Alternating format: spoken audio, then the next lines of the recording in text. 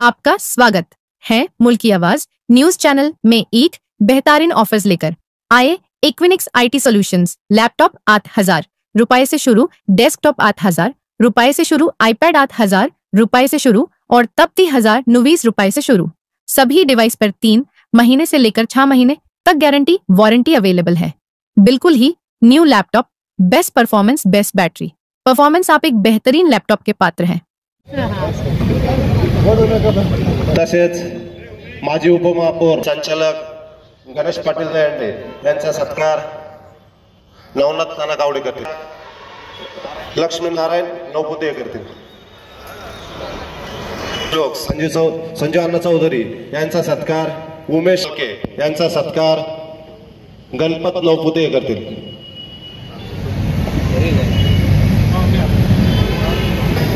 नेते चंदनजी साळवे सर यांचा सत्कार राजूभाऊ कोरडे यांचा सत्कार बाळू बोबोरे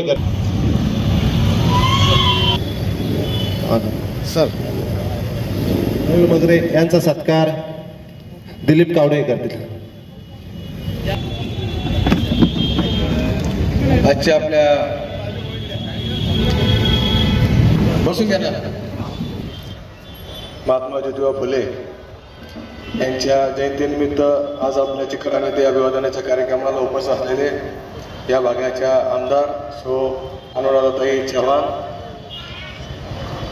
गणेश भाऊ दहिंडे, आमचे सर्वांचे नेते किसन काका दहिंडे, आमचे काका नौपते नगरसेवक गोकुल मलके, नोंडे मामा, रवी भाऊ कावडे नगरसेवक, संजय चौधरी, साळवे साहेब, कोरडे नगरसेवक नाडे, उपस्थित सर्व रवी भाऊ, मिलिंद भाऊ, डॉक्टर खरं तर सकाळचा हा कार्यक्रम फक्त अभिवादनाचा येत आहे, संध्याकाळचा मोठा कार्यक्रम रॅलीचा याचा राहणार आहे। भाषण करायचं ठरलं नव्हतं, फक्त तुम्हाला पण साळवे साहेबांचं चाललं की परीक्षा घेता येते माझी, म्हणजे मला कोणी सांगून टाका की महात्मा फुले साहेब, महात्मा फुलेचा जन्म कधीच आहे म्हणून म्हणले तुम्ही। आता 11 एप्रिल 1827 हा महात्मा फुले यांचा जन्मदिवस आहे, बरोबर आहे? ते म्हणले कशात कोण सांगू नका म्हटलं नाही बघ काय खोटं बोलणार आहोत तुम्ही, काय खोटं बोलता तुम्ही, तुम्ही सगळा अभ्यास करून बसले पण त्याचा उपयोग व्हायला काही बरोबर मदन काका। महात्मा ज्योतिबा फुले यांचं कार्य जर आपण बघितलं तर 1827 मध्ये त्यांचा जन्म झाला। शिक्षण झाल्यानंतर ज्यावेळेस मी तुम्हाला अजून भरपूर त्यांच्याबद्दल माहिती सांगू शकतो, मग अजून माहिती तुम्ही पाहून सांगितलं, तुम्ही काय ज्ञान घेऊन आले काय वरून, तुम्ही कशात ना कशात राहिला असेल, वाचला असेल। तर महात्मा फुले हे काही गरीब नव्हते, मी मागच्या वेळेस पण सांगितलं होतं। 1869 मध्ये टाटाच्या कंपनीचे बॅलन्स शीट 20,000 होतं आणि महात्मा फुले यांच्या कंपनीचं पुणे कन्स्ट्रक्शनचं 21,000चं बॅलन्स शीट होतं, म्हणजे टाटापेक्षा श्रीमंत महात्मा फुले होते त्यावेळेस। आणि अजून तुम्हाला माहितीसाठी सांगतो की 1876 ते 83 हे पुणे महापालिकेचे आयुक्त होते महात्मा फुले। 1876 ते 83 मध्ये। आणि त्यावेळेस आगरकर आणि टिळक यांना एका प्रकरणामध्ये शिक्षा झाली होती, तर त्यांच्याकडे पैसे भरायला, जामीन भरायला पैसे नव्हते, त्यावेळेस 10,000 रुपये जामीन महात्मा फुलेंनी भरली होती। आणि छत्रपती शिवाजी महाराजांची समाधी जर कोणी शोधून काढली असेल तर ते महात्मा फुलेंनी काढली। डॉक्टर बाबासाहेब आंबेडकरांनी त्यांना गुरु मानलं होतं, म्हणजे डॉक्टर बाबासाहेबांना सगळ्या जगात मान्यता आहे, 150 देश त्यांची जयंती साजरी करतात। आणि त्या महामानवाने महात्मा फुलेंना गुरु मानलं, संत कबीरांना गुरु मानलं, गौतम बुद्धांना गुरु मानलं, तर बाबासाहेबांनी काहीतरी सोचला असेल, विचार केला असेल की या माणसाची उंची किती म्हणून। पण महात्मा फुलेंचं महत्व समाजाच्या सगळ्या घटकाला असलं पाहिजे, म्हणून मी आपल्या सर्वांना एवढीच विनंती करेल की महात्मा फुलेंचं जयंती साजरी करताना महात्मा फुलेंनी केलेलं कार्य याच्यावरती आपण आता जास्तीत जास्त भर दिला पाहिजे. व्याख्यानाच्या स्वरूपातून असेल, प्रबोधनाच्या स्वरूपातून असेल, वेगवेगळ्या माध्यमातून महात्मा फुले समाजापर्यंत गेले पाहिजे. त्यावेळेस बाबासाहेब आंबेडकरांसारखी सुद्धा मोठी जयंती महात्मा फुलेची साजरी होईल. कारण बाबासाहेबांनी गुरु मानलेलं आहे महात्मा फुले. क्रांतीसूर्य महात्मा ज्योतिबा फुलेंच्या जयंतीनिमित्त हार्दिक अशा शुभेच्छा देते. आणि आजच्या या अभिवादनाच्या कार्यक्रमासाठी त्याचे आवर्जून उपस्थित असलेले आमच्या सगळ्यांचे मार्गदर्शक आदरणीय किसन काका दहीहंडे, आदरणीय गणेश भाऊ दहीहंडे, माजी नगरसेवक राजूभाऊ शिंदे, उपमहापौर आता माझ्या आधीच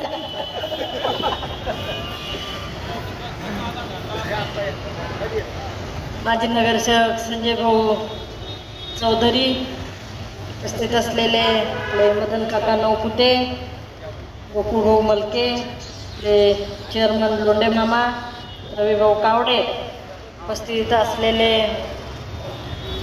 चंदन भाऊ साळवे, रामेश्वर भाऊ कोरडे, नगरसेवक नाडेताई, सुनील भाऊ नाडे. आज सकाळ सूर्य महात्मा ज्योतिबा फुलेंच्या जयंतीचे कार्यक्रम चाललेले सुद्धा कार्यक्रम करून आलेत काका, म्हणून मला उशीर झाला.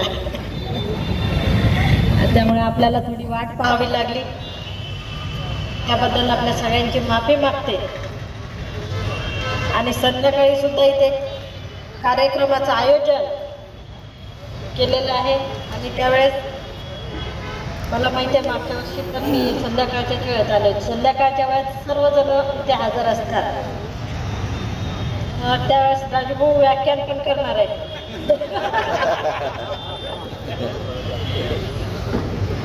पण खरंच राजूभाऊंनी जी माहिती सांगितली ती खरंच अतिशय महत्त्वपूर्ण माहिती. कारण महात्मा ज्योतिबा फुले हे काही म्हणजे फार म्हणजे त्यांची गरीब परिस्थिती होती. त्यांना त्यांच्या परिस्थितीशी किंवा कुटुंबाशी संघर्ष करण्याची गरज पडलेली नाही. कारण ते पूर्वीपासूनचे सधन होते.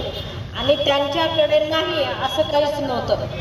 कारण त्यांच्याकडे धन संपत्ती होती, त्यांच्याकडे ज्ञान भरपूर होतं, म्हणजे हुशार होते आणि शिक्षण होतं, उच्च शिक्षित होते आणि सर्व गोष्टी, धन होता, संपत्ती होती, उच्च शिक्षण होतं आणि एक आदर्श पुरुष होते.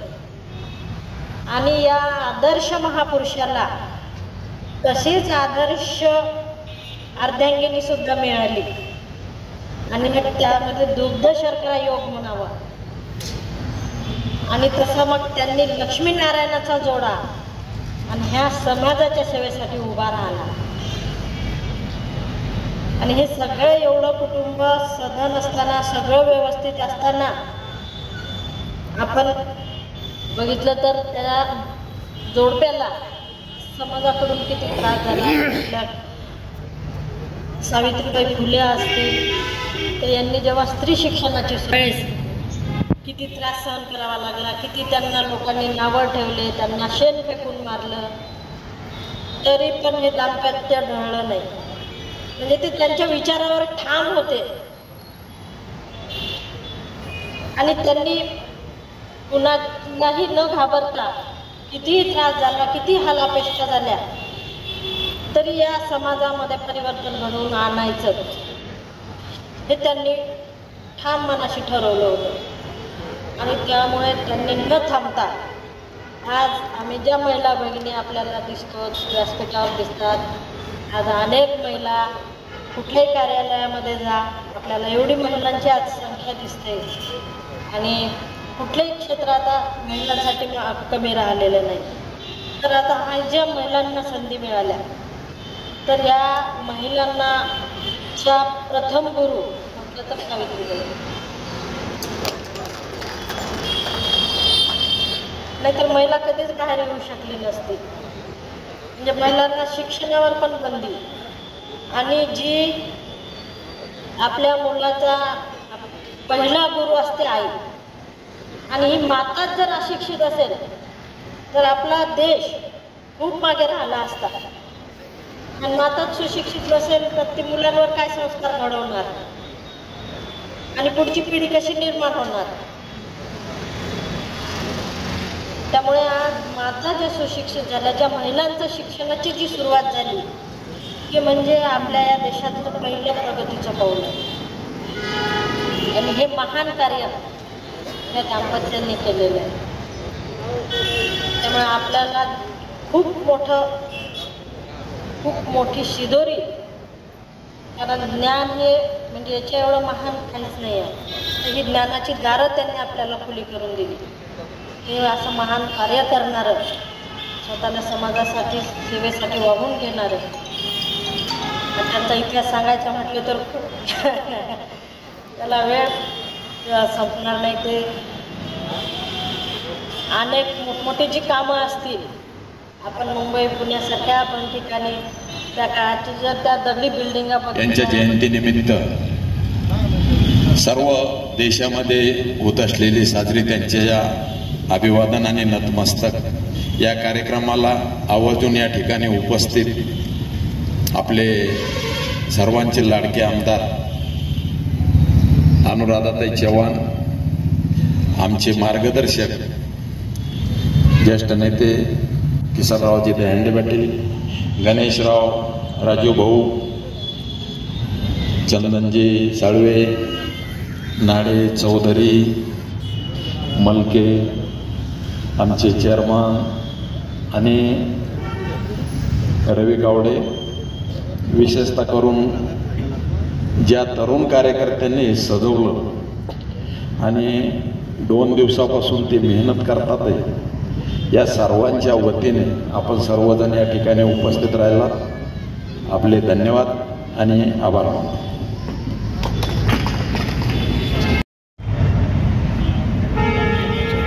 हां सर, बोला सर.